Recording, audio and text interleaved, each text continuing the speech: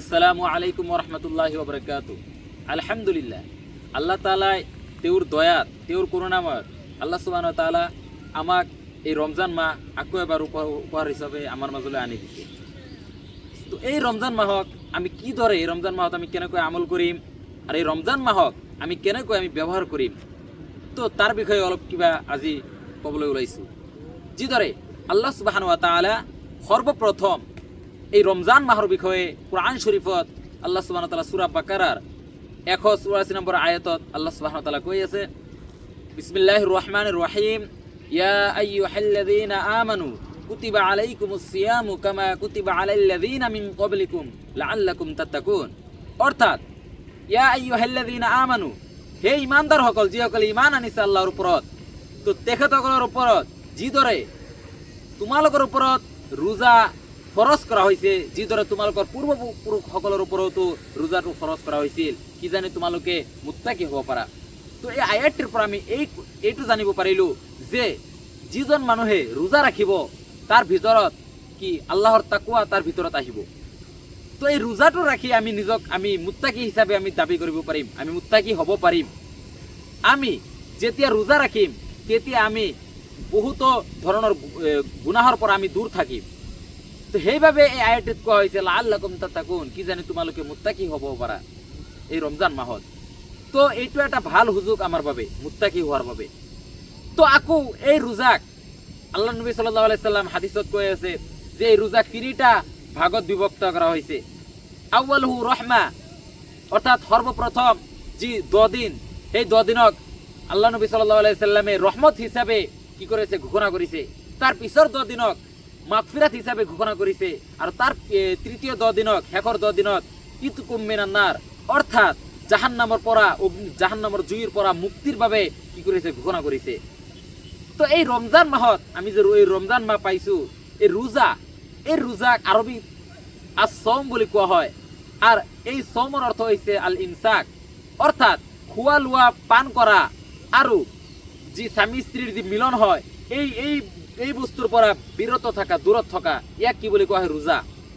তো এই রোজাটো সাহিত্যিক ভাষাত আমি রোজা বুলিলে আমি এইটো বুজিম, কিন্তু যে রোজার যে আসল যে অর্থ সেই অর্থটো হৈছে যে আমার নিজর অন্তরখনক আমি কি কৰিব লাগিব, সকলো ধৰণৰ গুণাৰ পৰা আমি বিরত ৰাখি আমার এই শরীরক আমি আল্লাহ সুবহানাহু ওয়া তাআলাৰ সন্মুখত আমি হাজির কৰিব লাগিব। যিদৰে আল্লাহ সুবহানাহু ওয়া তাআলাই কৈছে, এই হাদিস শরীফত কৈ আছে, কুদসি হাদিসত কৈ আছে যে কুল্লু আমালি বিনা আদম লাহু ইল্লা সিয়াম ফাইন্নাহু লি ওয়া আনা আযিবি, অর্থাৎ আদম সন্তানৰ সকলোবোৰ আমল তেওঁ নিজৰ বাবে, কিন্তু এটা মাত্র আমল আছে যেটো হল মোৰ বাবে, সেইটো হৈছে রোজা।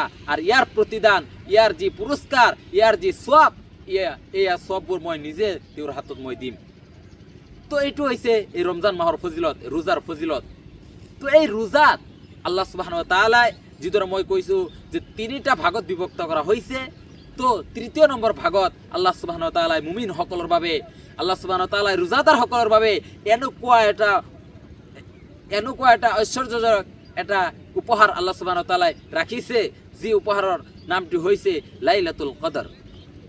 তো লাইলাতুল কদর বিষয়ে আল্লাহ সুবহানাহু ওয়া তাআলা কুরআন শরীফত সূরা কদরের মাঝে আল্লাহ সুবহানাহু ওয়া তাআলা ঘোষণা করে দিয়েছে, বিসমিল্লাহির রহমানির রহিম, ইন্না আনজালনাহু ফি লাইলাতিল কদর ওয়া মা আদরাকা মা লাইলাতুল কদর লাইলাতুল কদরি খায়রুম মিন আলফি শাহর তানাজ্জালুল মালাইকাতু ওয়ার রূহু ফিহা বিইذনি রাব্বিহিম মিন কুল্লি আমর সালামুন হিয়া হাত্তা মাতলাইল ফজর। তো এই সূরাত আল্লাহ সুবহানাহু ওয়া তাআলা লাইলাতুল কদরের ফজিলতের বিষয়ে কৈ আছে যে লাইলাতুল কদরত যে ফজিলত, তার একমাত্র ফজিলতটো হৈছে এই লাইলাতুল কদরত আল্লাহ সুবহানাহু ওয়া তাআলা যে কিতাবখন নাজিল করা হয়েছে, যে কিতাব নবী সাল্লাল্লাহু আলাইহি সাল্লামের উপর নাজিল করা হয়েছিল, আর নবী সাল্লাল্লাহু আলাইহি সাল্লামের যিমান মুজিজাত আছে সকলোতকৈ অমৰ মুজিজাত, অর্থাৎ সকলো সময়তে কিয়ামতলৈকে বাকি থকা এটা ডাঙৰ মুজিজাত হৈছে কোরআন শরীফ। এই কোরআন শরীফত আল্লাহ সুবহানাহু ওয়া তাআলা এই লাইলাতুল কদরত নাজিল করেছিল। তো এয়া হৈছে লাইলাতুল কদরত সর্বপ্রথম ফজিলত। দ্বিতীয়তে লাইলাতুল কদরের ফজিলতের বিষয়ে তার পিছৰ আয়াতত আহিছে লাইলাতুল কদরি খায়রুম মিন আলফি শাহর। এই লাইলাতুল কদরটো হৈছে 1000 মাহতকৈ উত্তম। তো 1000 মাহত যদি আমি বছরের আমি যদি গণনা করি তাহলে 83 বছর 4 মাহ। তো এই 83 বছর 4 মাহ এই 1000 মাহ। তো এই 1000 মাহক ইমান 1000 মাহত ইবাদত করিলে যিমান সওয়াব পাওয়া যাব এই লাইলাতুল কদরত এ রাতে আল্লাহ সুবহানাহু ওয়া তাআলার ইবাদত করিলে হিমানি সওয়াব আল্লাহ সুবহানাহু ওয়া তাআলা রাখিছে।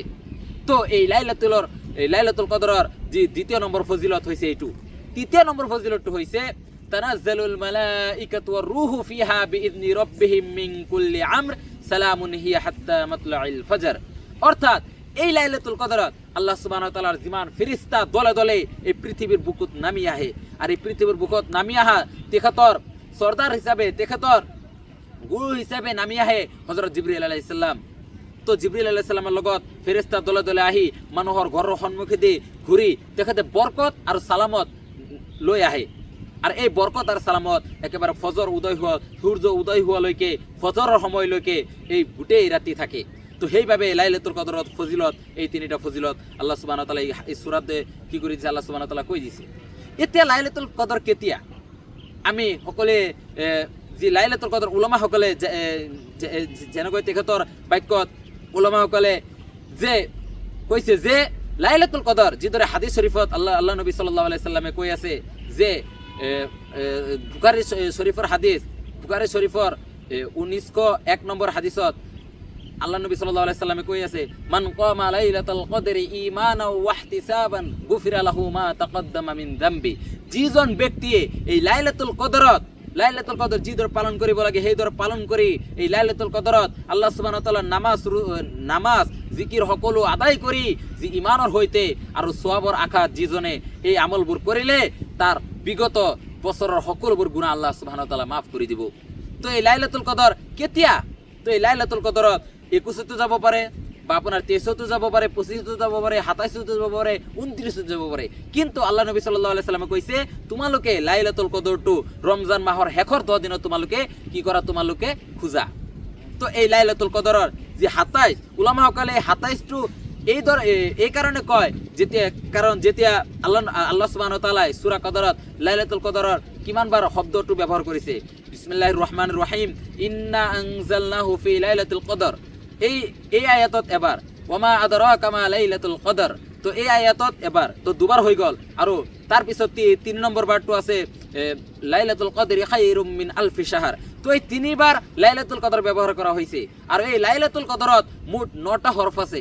তো 9 আমি 3 যেতিয়া আমি কি কৰিম আমি পূরণ কৰিম তেতিয়া 27 হৈ যায়। তো এনেকৈ উলামা কলে এইবোৰ বাহিৰ কৰি কয় যে বেছিভাগ 27 ৰাতি যাব পাৰে। কিন্তু আপনার 21 রাতেও যাব পারে, 23 রাতেও যাব পারে, 25 রাতেও যাব পারে, 27 যাব পারে, 29 যাব পারে। সেই কারণে এই গোটেই 10 দিন আমি মসজিদত থাকি আমি আল্লাহর ইবাদত করিব লাগে যাতে আমি লাইলাতুল কদরটো আমি পাও।